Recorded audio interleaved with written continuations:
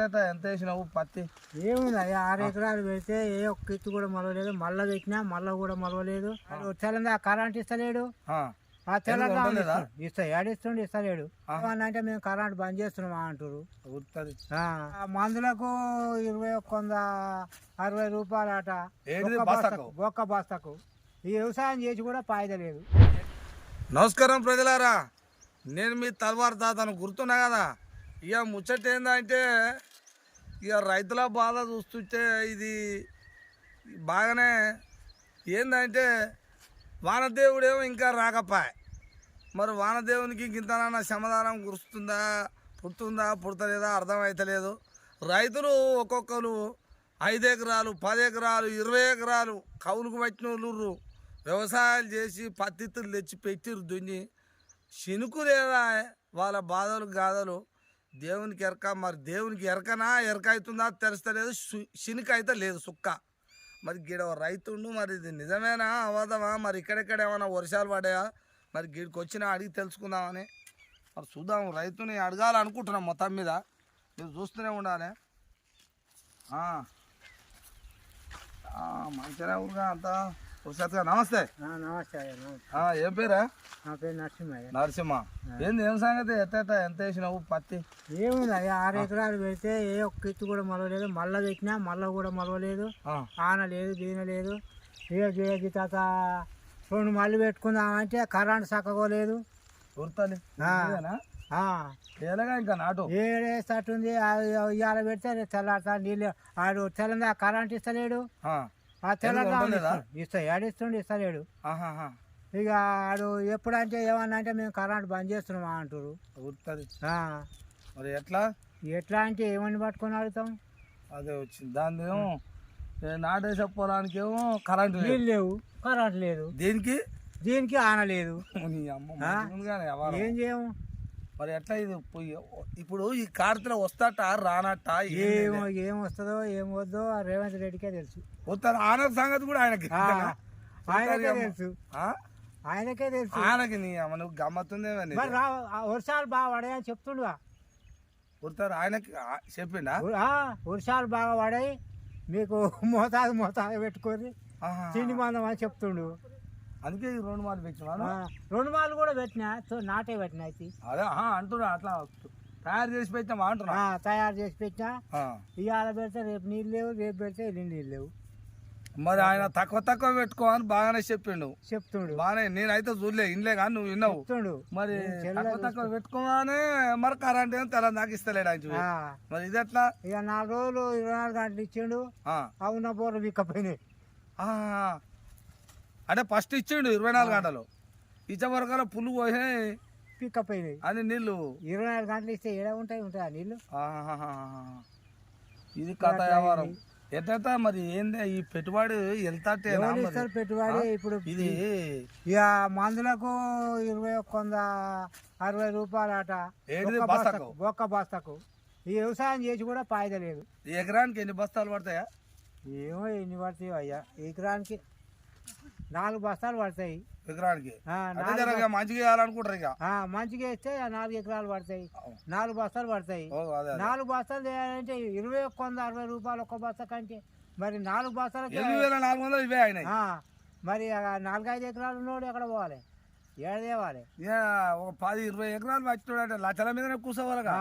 మరి ఇప్పుడు లక్షల మీద కూర్చున్న వాళ్ళు ఉండొచ్చు కానీ మరి వాన రాదా? మరి ఇది లాస్ట్కి ఏమన్నా నేనేమంటున్నా అంటే పెట్టిన పెట్టుబడన్న ఈ గింజలు ఇత్తులు తెచ్చారు ప్యాకెట్లు. ఇప్పుడు ఈ ఎకరానికి ఎట్లా 2-1 వేస్తారు అనుకుందాం. అంతే ఎకరానికి 3 ప్యాకెట్లు.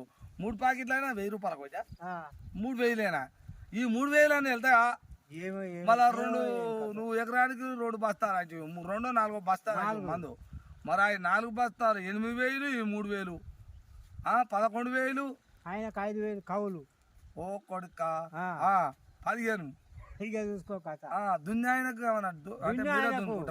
ఆయనకు ఎకరానికి 1000 రూపాయలు. ట్రాక్టర్ దున్నితే గంటకి 1000 రూపాయలు. గుంట కొట్టిన ఆయనకు ఎకరానికి 1000 రూపాయలు. ఒక ఎకరానికి 20,000 పెట్టుబడి వస్తుంది. 18,000 16,000 దాకా వస్తుంది అనుకో. మరి 10 ఎకరాలు పెట్టినప్పుడు 10 2 లక్షలు కేవలం అట్ట పెట్టుబడి.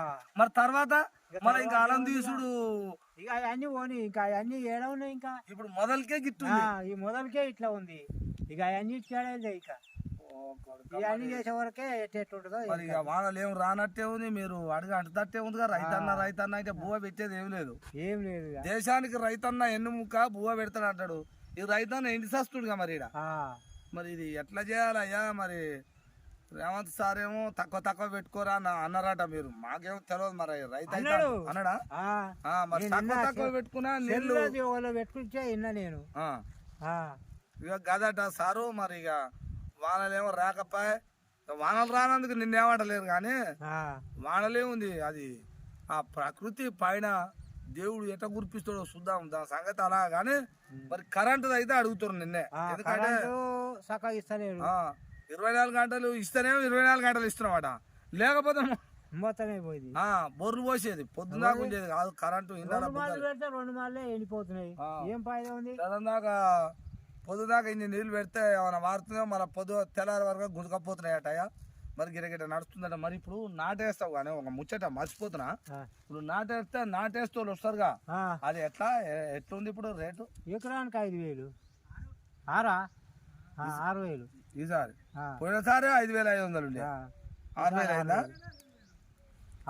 ఏటా పాపం పెరిగినాడు పెరుగుతుందిగా 6,000 ఎకరానికి కూలి చేసిన మంచిగా కూలి చేసి కూలికి పోయింది అంతే అంటవా మరి 2 ఎడ్లు సంపాదించుకొని గుంటక కూడా పోయినా చాలుగా ఎడ్లకు మళ్ళీ మేత కావాలి అది కావాలనేమని అమ్మ అదే వచ్చారనే ఎన్ని రోజులు అంత ఉంటావు ఇత్తులు వేసిన రోజులు 2-3 సార్లు ఏం కొడతామేమో ఆ 2-3 వేలకు ఎడ్డను కొంటాం ఇక దాంట్లోకి పెద్ద పెట్టుబడేనా జర రేట్లు తక్కువ చేయాలి ఒక్కొక్క దానికి 2,000 100 2,500 ఇట్లా రేట్లు ఒకదానే కాగా పెరుగుతానే ఉండే మందు బస్తాలకు రేటేనా అది పత్తిలకు రేటేనా ఇవన్నీ జర్రా అదుపున చేసుకొని జర్రా చూడాలి అంటావు చూడాలి ప్రభుత్వాలు చూస్తురుగా అయ్యా కేంద్ర ప్రభుత్వం రాష్ట్ర ప్రభుత్వం రైతులు ఏం కోరుకుంటారు అయితే అయ్యా ఈ ఆనలు లేక కాలం వెనక ముందు అవుతుంది పంటలేం పంటలేవా తెచ్చిన పెట్టుబడి ఎక్కువ అవుతుంది రేట్లు ఎక్కువ అవుతున్నాయట ఏటా రేట్లు ఎక్కువ అయ్యి ధరలు ఎక్కువ పెంచుతున్నారట జర అది అదుపున పెట్టుకొని జర చూడాలి రైతులకాయ రేట్లు పెంచితే మేము ఎట్లా బతకాలి ఎట్లా చేయాలి రైతన్న దేశానికి ఎన్నుముక అని మళ్ళీ మీరెందుకు పొగుడుతారు ఎందుకు మాటలు అంటారు మాటలేనా చేతలు ఏమన్నా ఉన్నాయా అని అడుగుతారు అంతే ఇది చూస్తురుగా మరి ప్రభుత్వాలైనా ఎవరైనా అయ్యా జర పట్టించుకుంటే మంచిగా ఉంటుంది అని కోరుతున్నాం మేము కూడా మా తల్వార్ తాత టీవీ నుంచి రైతుల బాధలు కష్టాలు పట్టించుకుంటేనే జర ఇంత బుక్కడి అన్నం తింటాం 4 రోజులు బతుకుతాం ఈ భూమి మీద ఇక రైతు అనేది మొత్తం రోజుకు దినానికి ఇట్టే అపలపాలయ్యి సచ్చిండు అనుకో ఇక బోబెడుతోడు కూడా గతి ఉన్నాడు మనకు అందుకనే జర చూడాలని కోరుతూ మరి ఇక చూస్తూనే ఉండండి మీ తల్వార్ తాత టీవీ.